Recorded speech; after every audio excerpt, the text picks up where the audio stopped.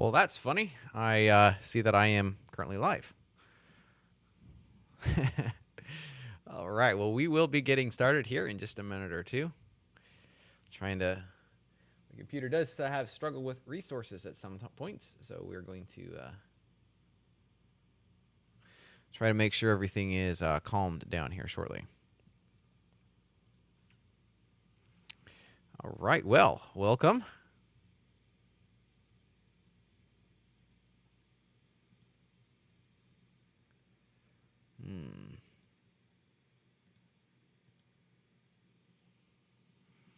See if we can get live here on LinkedIn and Facebook.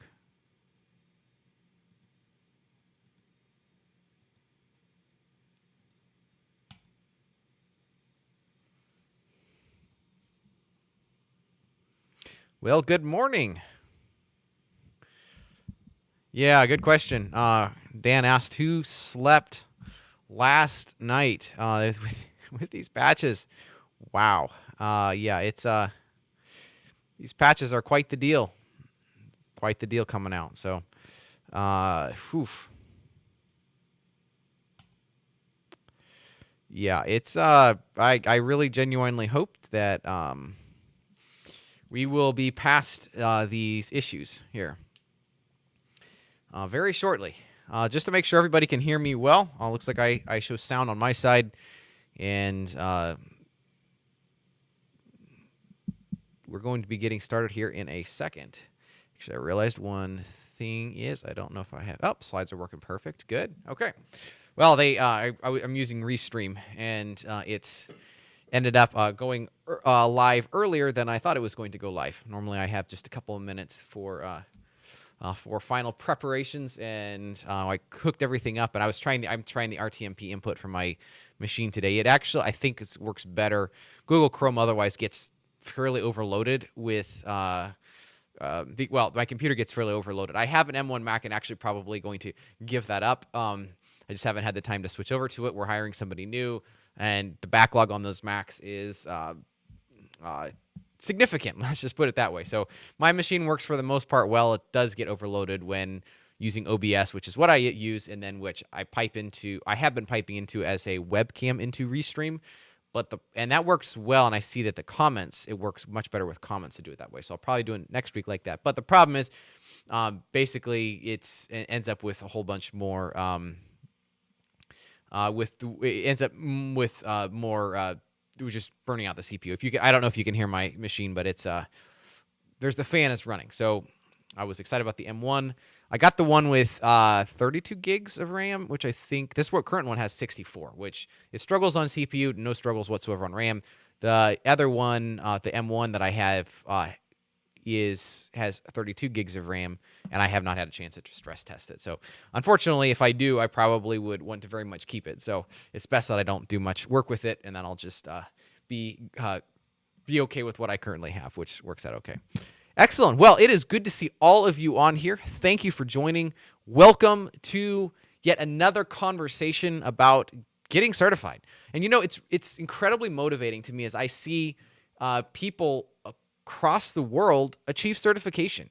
It's funny, we seem to average like 3 or 4 every week, and then we're going to have a whole blowout of people getting certified here beginning in April and then into May. But just to reiterate, if I could go here, and you've heard me say this a number of times, but certification, why get certified? The reason is not the piece of paper or the badge that you get. Those are helpful. Those are valuable. I get that. That's good. But the value you get from certification is the study process. And that's why, for those of you who have not already, those of you who have purchased one of our courses and then have gotten certified, as a result, you are eligible for a special Swift Auto badge. That's basically, my goal is to saying, hey, certification bar's here, which is a high bar, but you have taken one of our courses and you are eligible for even a better badge. And so that's our goal, is to help drive awareness that it's one thing to get certified. It's another thing to go through that learning process. And that's what I want our badge to demonstrate. Yes, we have the final goal, but you have gone through that process of learning, and you are now even more qualified, if you could put a price on that. So the goal of certification is becoming very knowledgeable about whatever it is that you're working on. As a result, certification is tremendously important, and the more you can invest in it, the better. And to be really frank, I have been coming to see that company-sponsored certifications is incredibly difficult. And I can't say too much more than that, but it's incredibly difficult. So you have to, on your own, be in there working.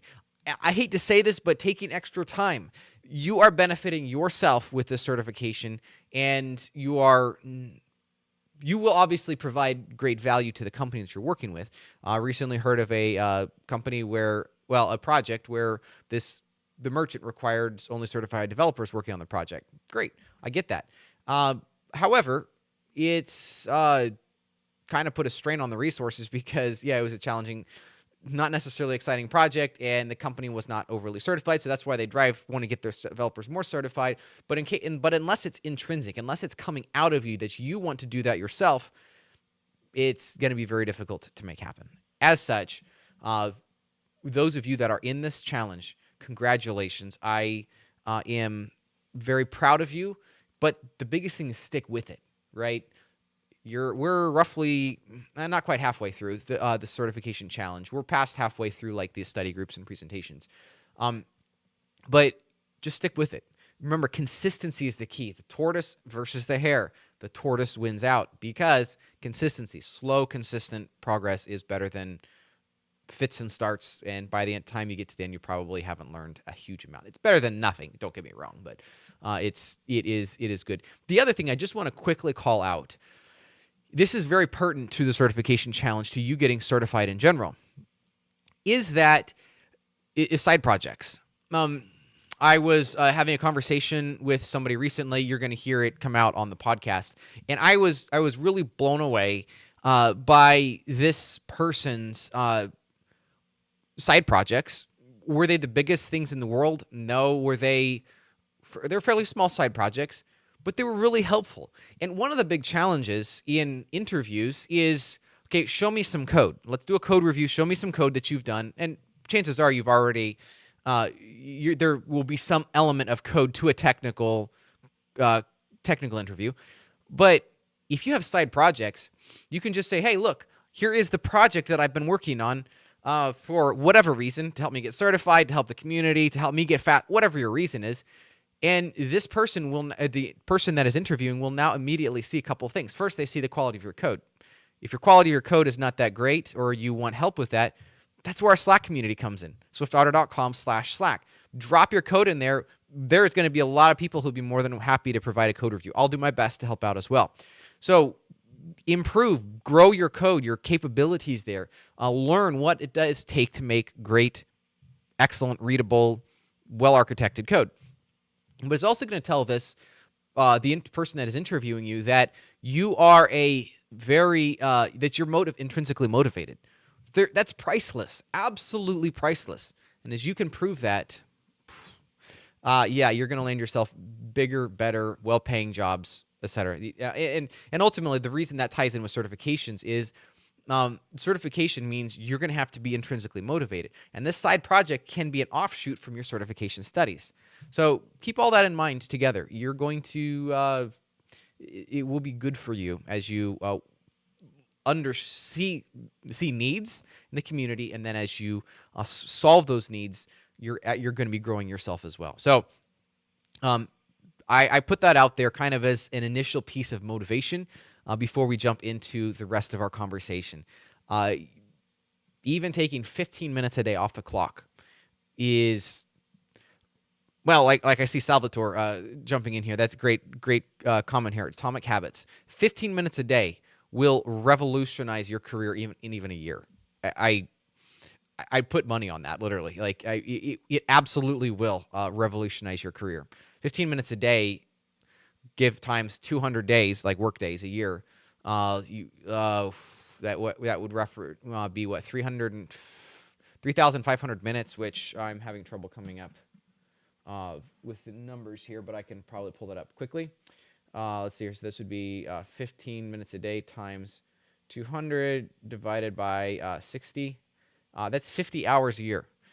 you can do a lot of side work in just 15 minutes a day. I'm guessing that's probably at least 2 certifications right there. That's a certification and maybe 1 or 2 side projects. I mean, you run the numbers. It's a lot. So take that 15 minutes, dedicate it to yourself, to your family, to your company, to your career, whatever you need to dedicate it to. Just do that, and you will be very happy you did that. So without further ado, let's jump in. And my favorite part literally of this whole thing is to say hi to every one of you. Welcome. Thank you for joining this certification challenge. I've recorded a number of podcasts here recently, so I'm still in that mode, as you heard by my rant right there. And welcome to this conversation. So what I love is that if every one of you would mind, and don't be shy, don't be bashful, just jump in there. Your name comes through, so you don't have to say your name. If you want to say your name again, that's perfectly fine. Would be like saying FYI for your FYI, for your information. It's how I've made that mistake before. But either way, drop in also how the study progress is going. Like, where are you at? Do you feel like you're becoming prepared? If you don't feel like you're becoming prepared, perfectly fine. We'll give you a little kick in the butt to push you forward. Excellent. Oh, I did have come here, guys. I had Callie and Kyle, my 2 kids. They wanted to say hi to everybody this morning. Come on, guys. You can say hi. Here's Kyle. He's oopsie. There we go. And there's Callie. They sometimes join me. Come down here and join me while I'm working, and they are. Well, how old are you, Callie? 6. 6, and how old are you, Kyle? 3. He's 3. Is your birthday soon? Yes. Okay, good. All right, when's your birthday? Do you remember? 4. No. That's goofy. That's your sister's birthday. Good, nice try. All right. Anyways, all right, you guys go upstairs, guys. Steadies. There we go. So that was they wanted to say hello to everybody this morning. So, anyways, welcome. Was kids getting their certifications? Good question. It'll be happening soon. So we trying to set a record for the earliest, the youngest person certified. How about that? All right. Well, this is good. So let's jump into our presentation, and we will start off. All right. Definitely want to make sure that you are having your morning coffee. Except, I guess I don't drink coffee. Although, for Valentine's Day, my wife did get me a package of these, which you can tell have been partially consumed. And that's my form of coffee, if you will. So I am hopped up on some caffeine as well. All right. If you have not already, this is really important. Swiftauto.com/challenge. Make sure that you have signed up here. This allows us to know who's in this challenge. And this is also at the very bottom of the page is where you put in your test scores. So for those of you who I'm going to recognize in a minute, make sure you have entered in your test scores. Otherwise, we don't necessarily know who's part of this and who's not. So want to make sure that you are part of this. As well, for the top 60 high scoring participants, we're going to give away this super awesome shirt. And I hope that you are part of this and can enjoy this really nice shirt. So, yes, I'm really excited about this shirt. This is actually my favorite one we've done yet. So, it'll be good. All right. Congratulations are in order. We owe you some congratulations to Aman, Edward, and Anurag. I can't remember I think Aman and Anurag got the professional developer certification, and Edward got the the business practitioner. So congratulations on that, on those achievements. That's well done. And actually, just a quick shout out, Edward, he led the business practitioner study group last week, and he's going to lead it again next week. I'm traveling, so he is filling in the gaps, and I heard great feedback for when he did it. Maybe he should be a permanent fixture. I'm not saying that I'm the best at anything. I know there's way better people out there than me, and Edward might be the best person to take that over. So we will see here as time goes on. All right, considering I always like to do a quick review of what we talked about last week, and that was scoping. Quick question: does anybody have questions about scoping before we run through this? I'd be happy to help out answer it. These scoping questions are on the test.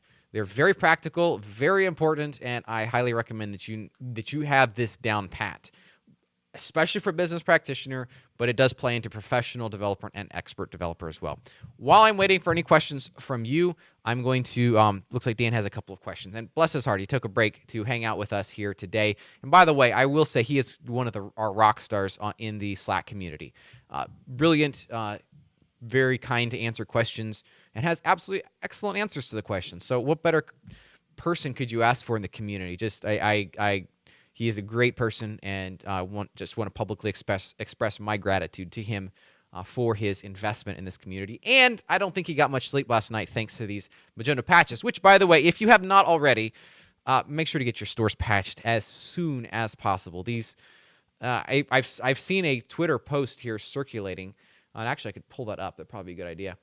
I've seen a Twitter post circulating, and it looks nasty, this latest go around. So here, let me pull this up so that you all can see it.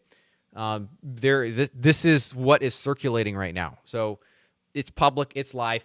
I think there's a lot of people who would love to see what's in here and what's in here. We haven't seen it yet, but we'd like to see that.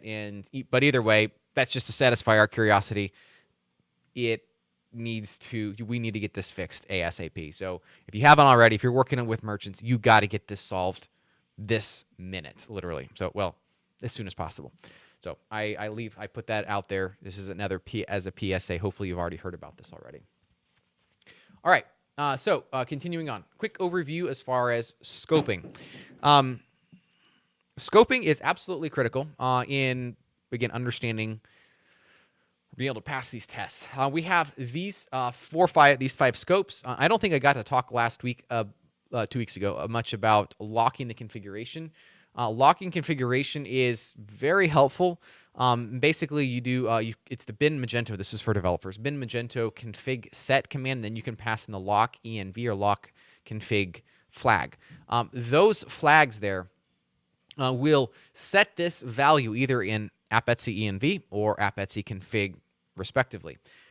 The value of this is that it allows this value to be propagated, or it's locked in at whatever location it's set. So app-etsy env would mean, hey, we want this value locked in on production only, credit card processing keys, that sort of thing.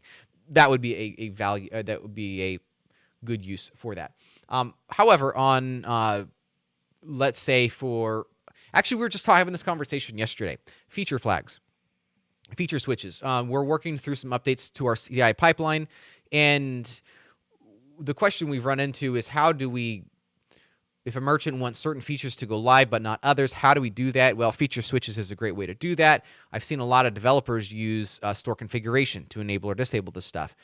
However, as we were talking about this yesterday, I think a much better case for this is to actually use lock env or lock config. So basically, when you unlock or you lock a feature on or off, however you want to do it, lock a feature on or off, that starts in development, and it's pushed through the different stages to UAT out to production, and it is controlled via code. So it's one central place that everything looks to, just like store configuration, but it's locked on or off, or enabled or disabled is the better way to put it, in your store in your config.php file. So that's a great use for locking and enabling feature switches. So I highly recommend that. But anyways, we have these scopes. The website scope is pretty much where feature switches happen. I was talking with a merchant recently who was saying, well, maybe they should be at the website scope. They had actually two store views. It was two similar brands. They were selling, the products were not the same, and they were thinking, well, maybe they should be at the website scope. No, they were getting away with it just fine at the store view scope. So the lower in this, the fewer websites you have to use, the better. They were running into a core Magento bug whereby when saving a product, it was duplicating values across the different store view scopes. In order to edit actually the same product, they did sell there was some overlap across those two store views. In order to update a value, an attribute for a product, they would literally have to go into store view 1 and store view 2, which is a massive pain, and it's a bug in Magento that I they're on 2. They were on 2.3, so I don't remember if it's fixed in 2.4. No, it is not fixed in 2.4 if I remember correctly. So yeah, that's a bit of a problem, but ultimately the less you have to implement in the website scope, the better. However, there are some cases that forces you into the website scope. For example, if you need to upload product prices in a unique currency, it forces you into website scope. In other words, if you need to charge credit cards in a specific currency, that forces you into website scope. So the product price, this currency must match the currency in which your customers' cards are charged. The payment is captured in that currency. So that must match. That's called the base currency. One thing to note, developers and business practitioners, you will see in the sales order table, or just in orders in general, there is a base grand total, and there is a grand total. Well, what's the difference? This is a very important concept to remember. The base grand total is the grand total in the base currency, the currency in which the product prices were uploaded and the cards or the payments were captured. Well, why would you want to do it like that? Well, look at it this way. Let's say, actually, SwiftOtter is a great example. We present prices in U.S. dollars and Indian rupees. I think it's called the base point. The base precision is very different. With basically, isn't it $1 to be roughly 15 rupees, somewhere in there? So, a product that costs $100 would. Actually, I don't think that's correct. It's something significantly larger. Let's just say 1,500 rupees. As a result, if we were to just do a sum of our grand total column in our database, that we would be looking at orders in U.S. dollars and rupees, and we would have a tremendously inflated total for this month, which would look good on paper until you realize that that's not what actually matches in your bank account, which would be a big problem for merchants. So that's where the base grand total comes in, because the base grand total should all be charged in U.S. dollars. And as a result, that would, one order, the order that the customer sees in U.S. dollars, so let's say $100, and then you have another one that the customer sees in Indian rupees, but that still presents in the base grand total column as $100. So it's $100 twice there versus $100 and 1,500 rupees. So that is a gotcha, and that's a very important thing to note when building reports. Always use base grand total. It's complicated if a website uses a different currency. And you just would have to then filter based off of currency, basically grouping based off of website ID, which would be an important point there. All right, jumping into store view. What is the use case for store views? Basically, one store view per domain name, and that's basically what it is. There is a store view switcher, which you can use. Again, so actually that merchant that I was talking about earlier, that was using 2 store views, they're wondering if they should be up to 2 websites. They were using the store view switcher in technical terms. In both were off of their one domain name. I suggested, with some hesitancy, but I suggested that they promote that second store view to its own domain name. Just to keep things separate, if nothing else, from a user experience perspective, to be very clear that these are 2 separate brands. They have somewhat similar products, one at this price point, let's say, and one at this price point, but it's probably best to split those out into 2 different domains. So again, you don't have to do it per domain. It's best to do it per domain. So typically speaking, it's not used in a B2B and a B2C situation. It's used in more geographical terms, so like French or Germany and US, that sort of thing. So store views are ideal because there is less configuration points for them. As such, there is less to remember that you have overridden. Stores. Let's bump up and talk about stores real quick. So we need multiple categories. So if you need multiple categories, 2 different browsing hierarchies, then you would use store. However, keep in mind that the stores that you can enable or disable categories on a store view level. As such, you could technically have multiple hierarchies under one roof. At some point, that becomes unmanageable, and you have to bump up to multiple categories. It's up to you to decide when that happens, of course, but that is something to keep in mind. But this could be used in a case to prevent having to bump up to a different website, where you have 2 different, one website, 2 stores, and each store and 1 store view per store. and each store has its own unique root category structure. And then finally, the default that a lot of people go to, but I would suggest very much against it, is different websites. Remember, we talked. I forget who I tell about this stuff. Websites impacts indexing as well as customer groups. Those are the two big impacts for indexing. And we talk about this in my new expert developer course. I talked about this recently. So keep in mind the websites are hit indexing processes very significantly, and the less you can do that, the better. All right. What I want to talk about here today for a little bit is talking about breaking apart test questions. And nothing better than, I don't know if chocolate chip cookies are a worldwide phenomenon or if they are just delicious in the United States, but I couldn't think of a better GIF to use for breaking apart questions. Except questions are not quite so delicious, you might say. They are more pressure. There's a little more pressure associated with that, but maybe you can see the value here. All right, let's double check and see if there's any other questions here. It's a bummer that that LinkedIn and Facebook just don't seem to be working quite right here, which is really unfortunate. I was hoping that would work. Anyways, breaking apart questions. Let's talk about test questions. And actually, I'm going to then run through a couple of questions on the Adobe practice test. So Adobe has come out with a practice test for a couple of their, maybe 4, I think, all the new ones that they've redone. Front-end, professional developer, expert developer, and business practitioner. There's professional developer has the fewest number of questions. There's like 12 questions on there. Some of the other ones have 50 to 60 questions. There's obviously one test pool, etc. And I don't think you can see the questions you got right or wrong, which is actually good, I think. But I highly recommend you take that too. If you want to take ours, that's great. I definitely appreciate it.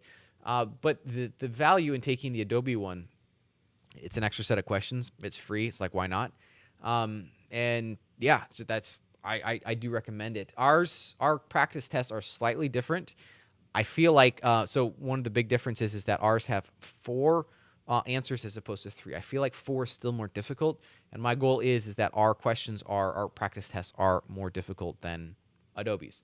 So either way, we're going to run through a couple of these questions. We're going to answer them together, and we're going to see what we can figure out. So, and the other nice thing about the Adobe practice tests, we've worked to actually make our experience nicer than Adobe's, but Adobe's is basically identical. So what you see in the practice test form is exactly what you're going to see on the real test. So that is one benefit there. Okay, let's talk about some questions here. Questions are practical, and I have been very pleased that for the most part, Adobe has still very much followed this piece of advice or this found building block for tests. It's just critical. It's absolutely critical. So questions are, what's the effect of this? How do you fix this problem? And it presents answers. And you're, of course, expected to know the right answer for that. There's very few memorization-related questions on the test. There seem to be more on professional developers. I took that test, and there definitely was more there. It was a couple stumpers there on that test for me. But there are very few memorization-related questions. You're going to have 2 minutes per question, 60 questions per test. So let's jump in and take a look at this. So you're going to see a page exactly like this. And we click I am ready to begin. And here we go. This is a memorization-related question. So depending on how quickly we get through this, I'd like to also take a look at the expert developer that has questions that are more in line with the other format. But let's take a look at this. And okay, so which file should a developer use to create a new resource for the admin user role? Resources, ACL, or roles.xml. And we could do a poll on this. I think I'm just going to answer. Some of these are easier, so I'm just going to answer these. And if you see me getting the wrong answer, just jump in and tell me. Again, this is memorization related. And that's one of the challenges is that on this test, it's my guess, I can't say for sure, it's my guess that the rejects get put over onto the sample test.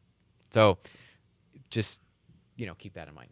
Which file are the database credentials stored? The funny thing is here, this is actually an interesting question because the MySQL database credentials could be stored in either file.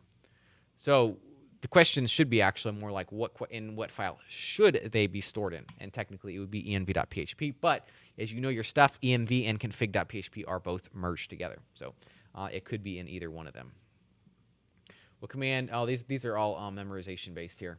I think actually it's been a while on this one. I forget here. I think it's going to be collect phrases. Dan asked on what platform? Good question. So if you go to the Adobe test page, there's the study guide, the test points you got to remember. You have to study. And then there's down there at the link. There's a practice test question. Yeah, I thought it was collect phrases. Thank you, Alex. I appreciate that. Developer is implementing a new feature for. Oh, here's a good question. Okay, new logic needs to be added to the main controller function. What's the function's name that it's automatic? Well, okay, this is memorization again. What's basically the name in the controller that needs to be used? Well, this would be execute. So yeah, that's pretty easy again. What strategy should a developer follow to support the translation of content inside a template? Again, these are actually being a little bit. And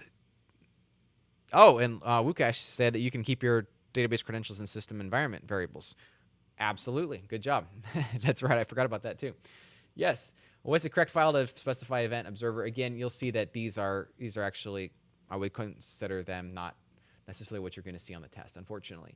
What method of router interface should be implemented when creating a custom router class? Again, these are all memorization based, so you want to know your stuff again for professional. What's the scope of the hierarchy? Yeah, I'm gonna actually jump. Oh, what can? Oof! Wow. Okay. Configuration used for the stale cache. That's funny. I have literally never seen this value or variable.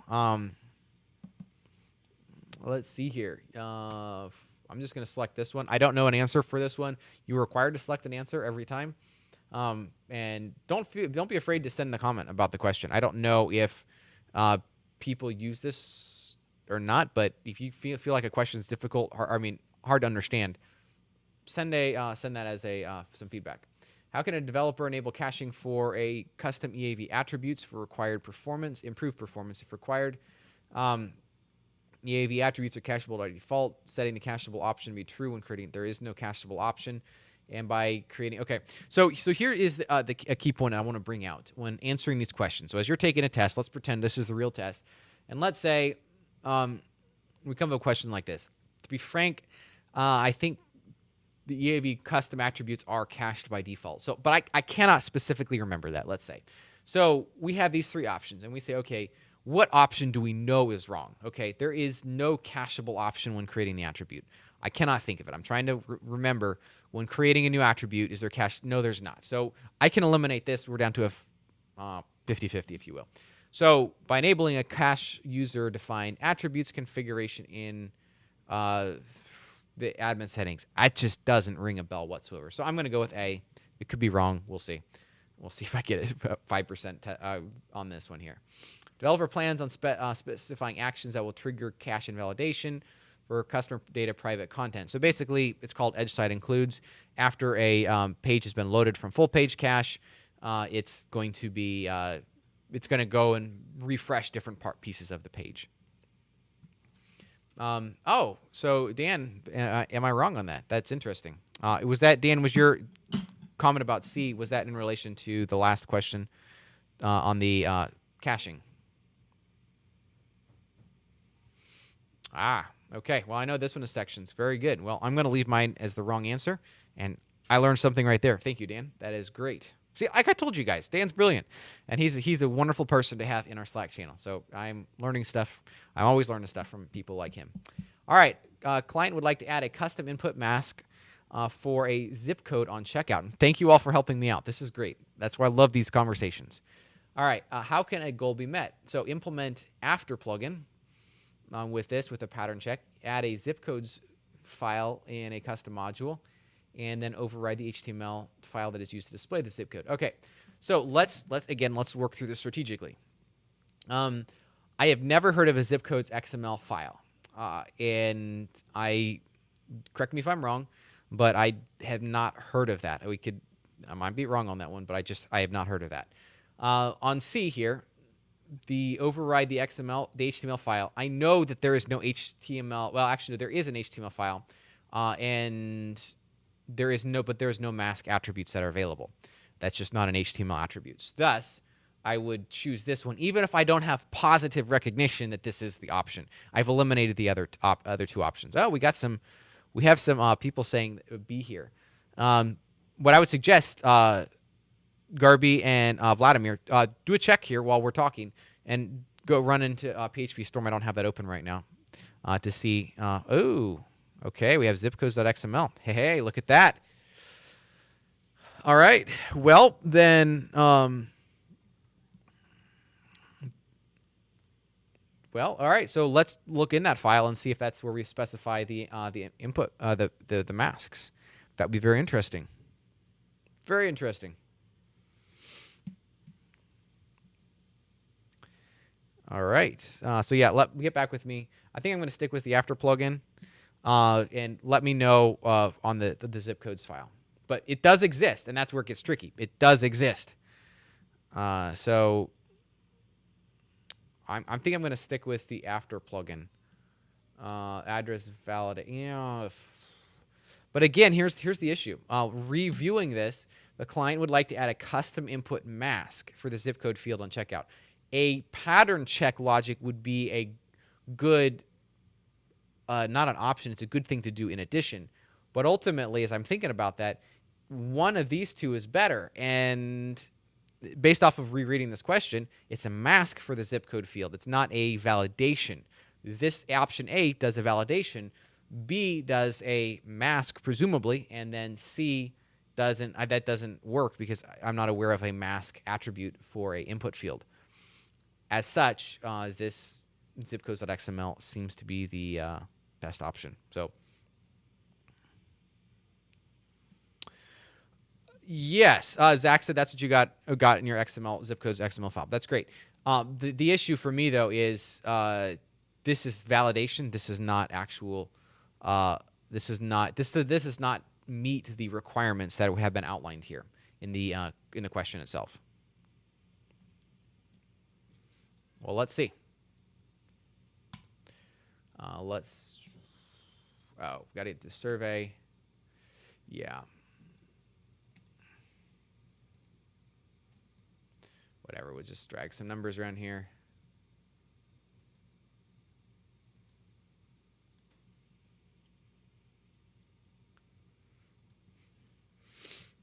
All right, so we got that good. The database is what I got wrong, which you guys already identified.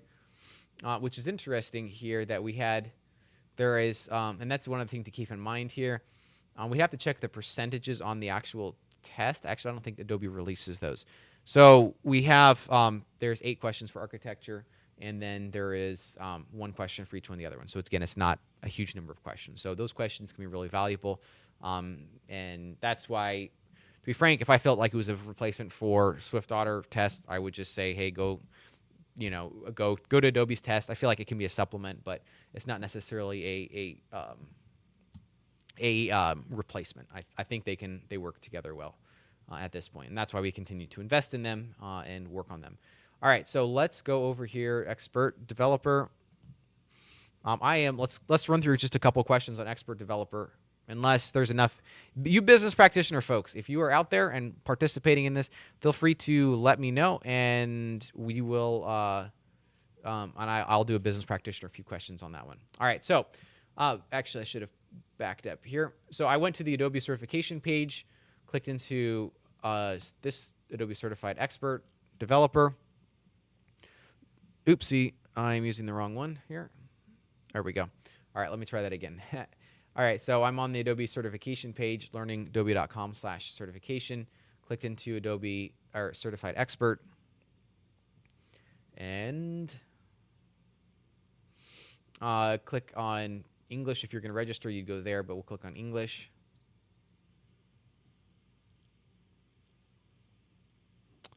And scroll down. and we can schedule the exam. Here's the points we need to remember. So that's what we build all of our study guides off of, is these points here. And then we can schedule your practice test.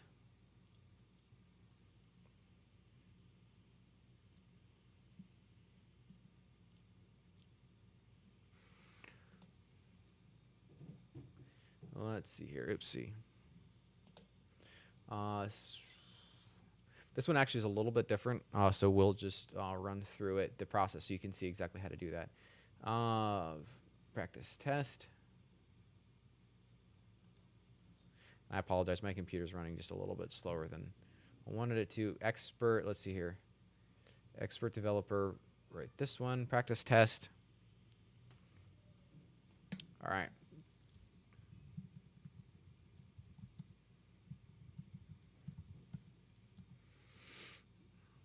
All right. Yes, we're definitely not a robot.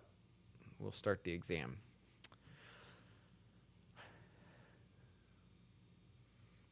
Computer, the connectivity check. This happens at all times, and when you're taking the real test. Again, this is basically identical to the test taking experience. Proceed.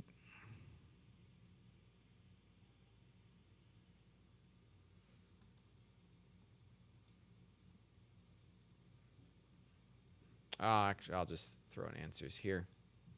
Again, there is a pre-exam and a post-exam. Keep that in mind. All right, now we're ready to begin. There are 47 questions here. You have an hour and 40 minutes. So let's see what we can do. All right, here's where we get into the more legitimate questions here.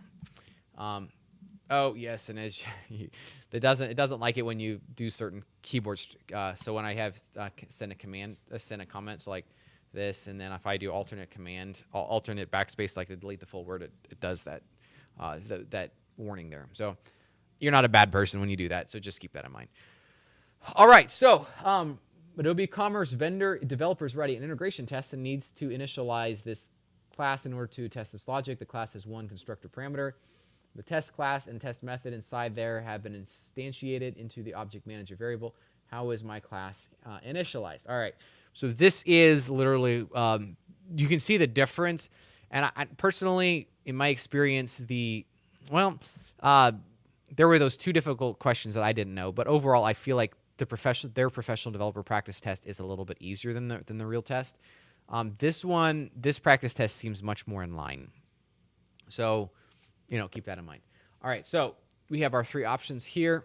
Has one constructor parameter, the customer repository, the test class, been written, instantiated, etc. So how is this initiated? So technically speaking, we have three options. There is no, that I'm aware of, option to instantiate a preference. Again, this is where it comes down to you just knowing the platform. You've doing this before. There is an option. So I would say these are two legitimate options. We can, I believe the answer is B, but I cannot remember I don't think get mock class is a legitimate answer. But ultimately, let me just show you. Does that work? No, it doesn't. Looks like I deleted that one out. Oh well. I can't hide myself on this view here. So get mock class, and because we can pass in a when we're creating object manager we can pass in different values for the constructor arguments. Yeah, and that's what I was thinking. Get mock class. Was it mock builder? If I remember correctly, is on that one. So yeah, I believe that one would be correct. All right, again, here's another one, and you can see these are a little bit more difficult. Adobe Commerce developers assisting a junior developer on the team. Junior developers are trying to add an additional attribute to select for a product collection. Has attempted to do this by adding a plugin to the block. Why does this not return correctly? All right. I think I know where this one's going. The plugin cannot return the result argument because the developer is trying to modify the output. The developer should return subject to HTML. That sounds fishy. Does not contain an add attribute method. Instead, should have called subject get. This one is possible. It's possible, but let me see if I can scroll down. Oh yeah, I can scroll down and make it so you can see this more. but so it could be legitimate, because I think product collection is exposed through on the block. But C is definitely the right answer. Why? Because the load collection of the method has already been called. How do we figure that out? Even if we don't know anything about this, the reason is after 2HTML. And if we look at this and trying to add an additional attribute select for a product collection of a block. So presumably this attribute is going to be used in rendering the product collection. So we have a dead ringer giveaway that after 2HTML, it's already been rendered to HTML. So in reality, this question looks really difficult, but by just working through the requirements in the beginning of the question, we easily eliminated the two other answers. We eliminated so basically it's already been rendered out. The product collection's already been loaded. There's nothing we can do at this point unless we were to somehow try to reselect or to rebuild the HTML or use string replaces, which is a really bad idea. So that one actually is a very easy answer. Continuing on, there's a task to fix the output script injection.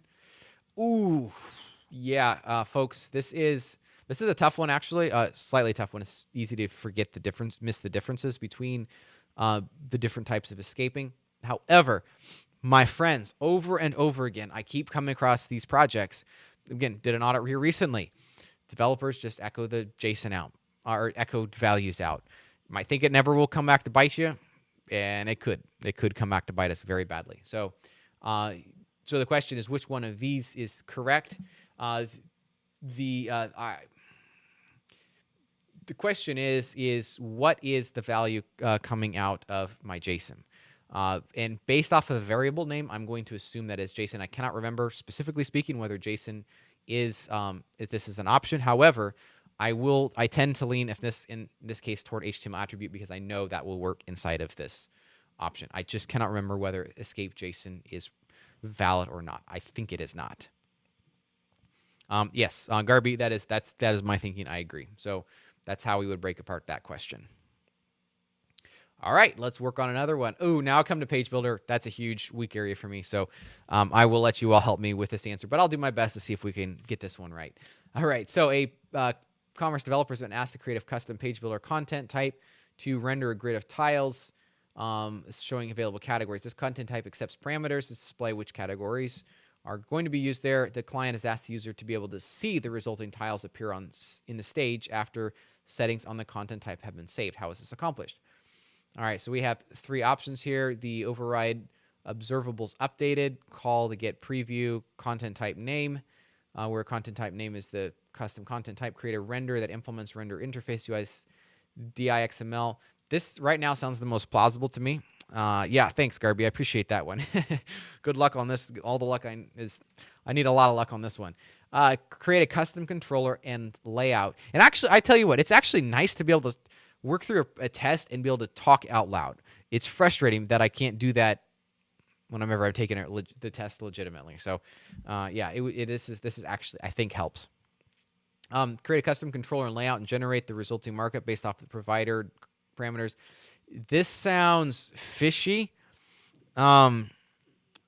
Zach. Yep, I get what you're saying there.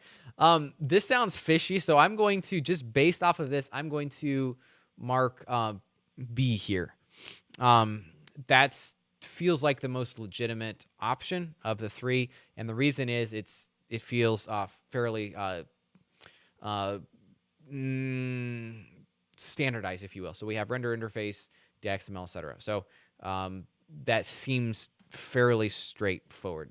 Oh, nice. Well, you went through that. Great. See, that's the value of going through that expert developer.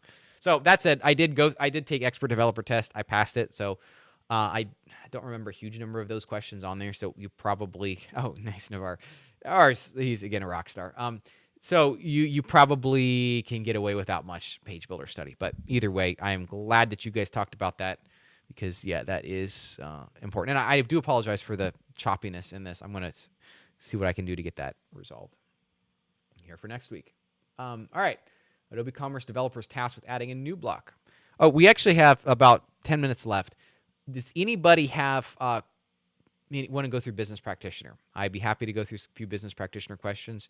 And if anybody wants that, feel free to chime in. Otherwise, we'll just continue on Expert Developer. These are a little bit tougher questions.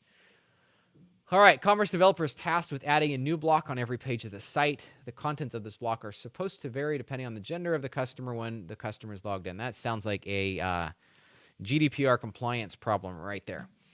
This is a restricted site, so only logged in users can access it. The developer has finished developing the block, which is now able to display different contents based off the current customer in XYZ.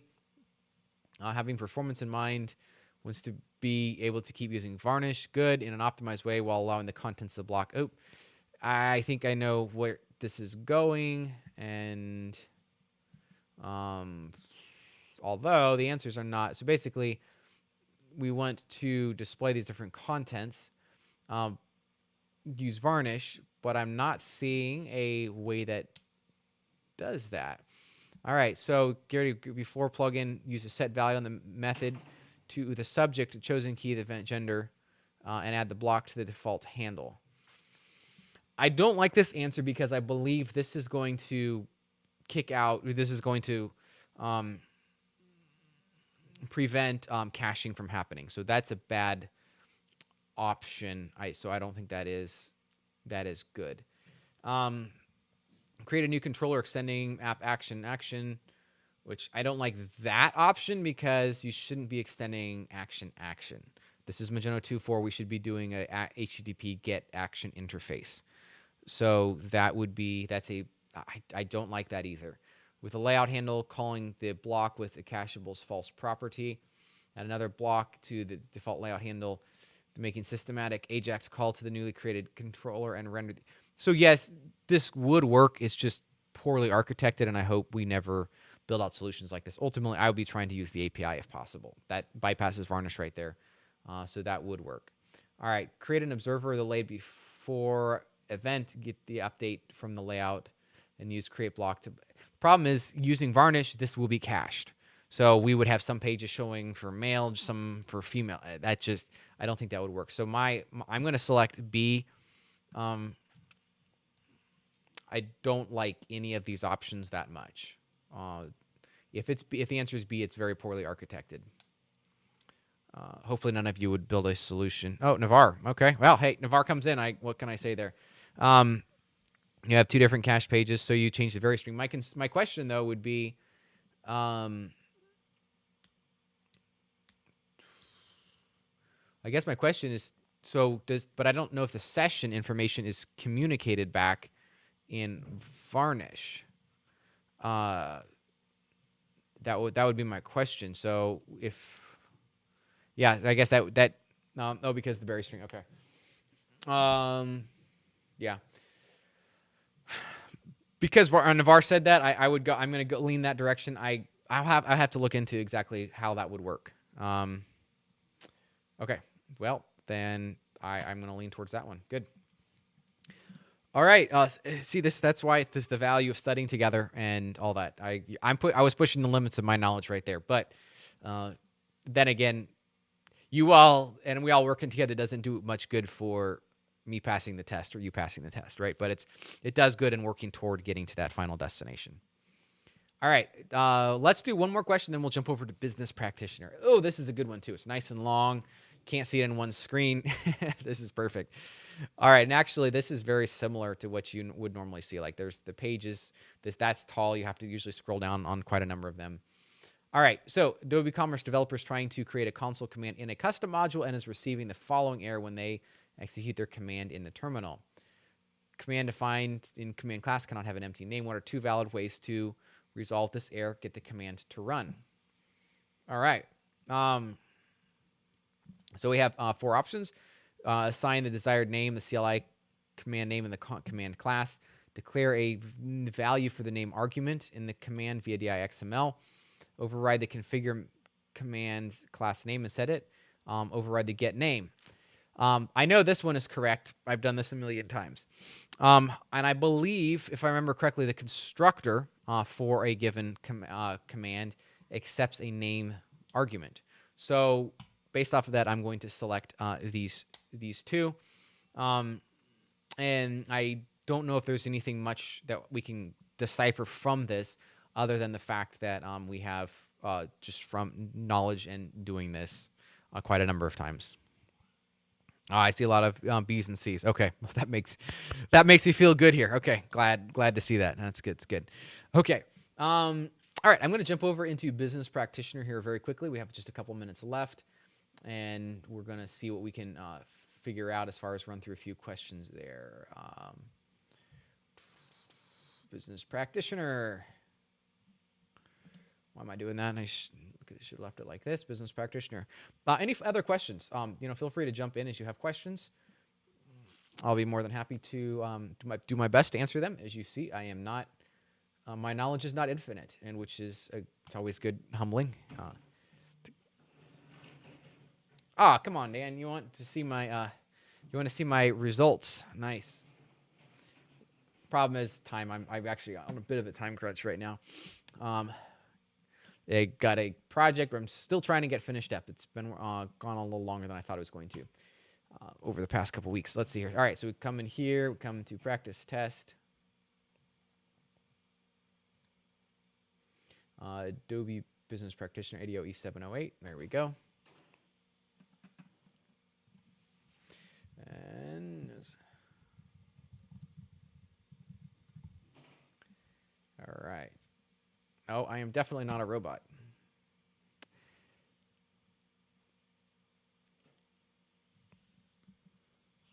We are almost done. There we go. The upload speed. There we go. I agree. Come on, let's just get this. Got to do these silly questions again.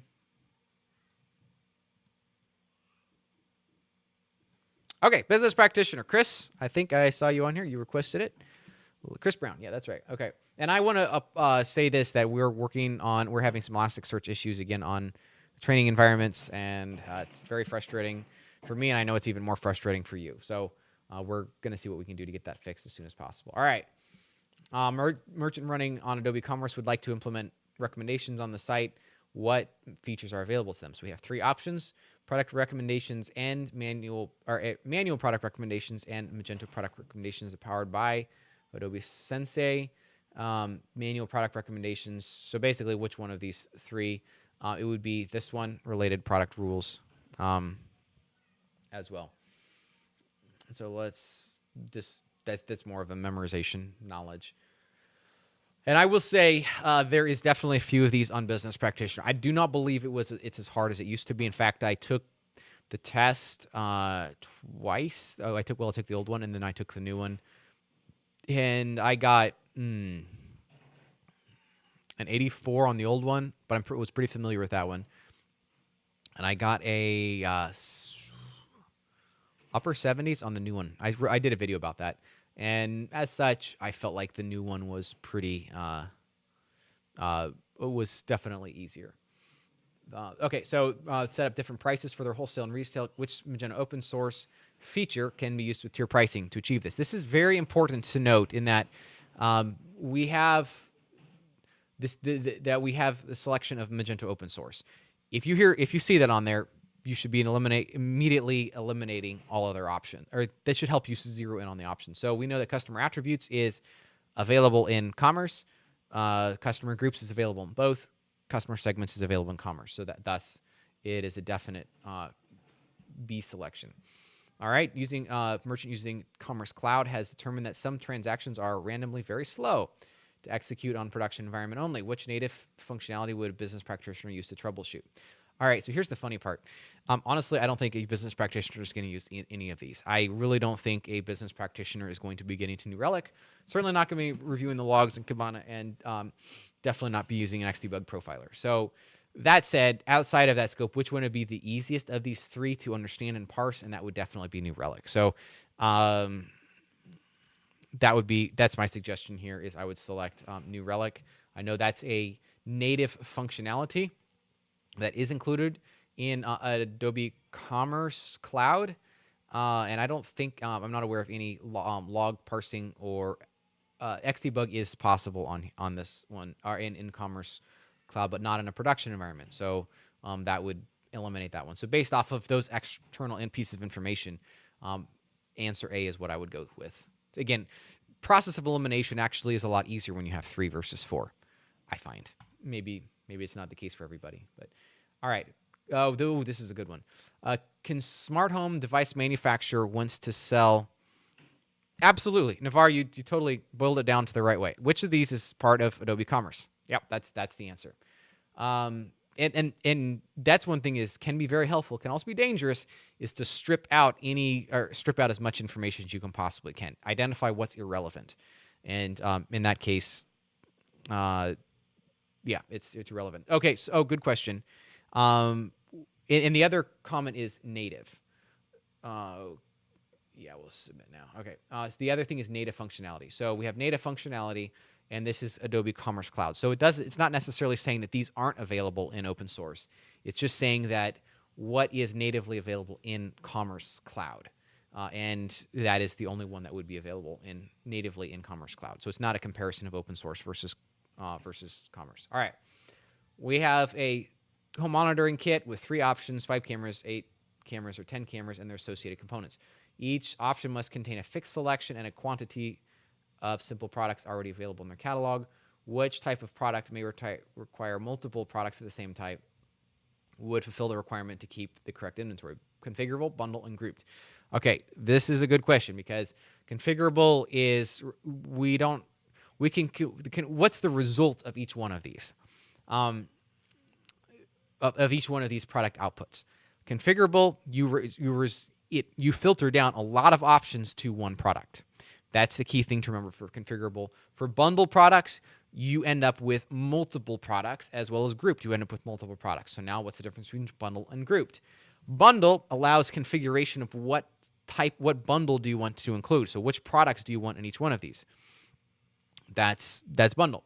Grouped, though, on the other hand, is you're resulting with multiple products, but there's just a quantity for each one of those products, and you don't get to select other options or configurations. Thus, bundle would be the option I select for that. So, ultimately, that concludes our conversation for today. I hope you found it helpful. Feel free to send me feedback.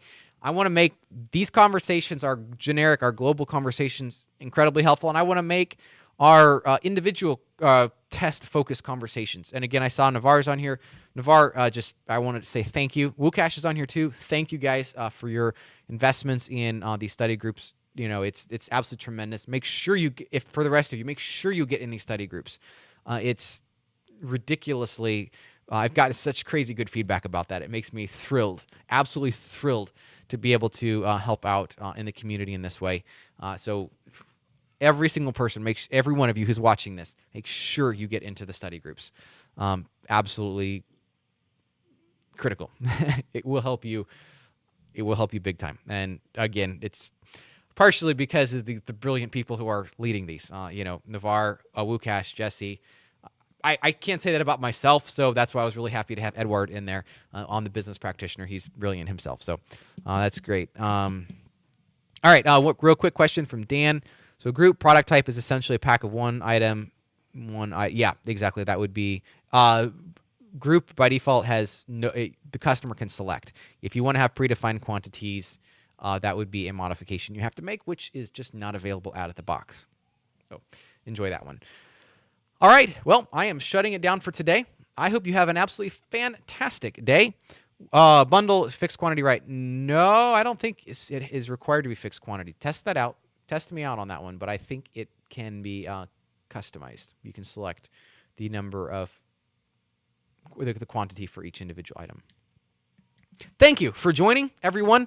It's been a pleasure spending this past hour of my life with you, and I look forward to continuing these conversations to help you get certified to be the absolute best rock star in your company, in your field that is absolutely possible. So, yes, that's right.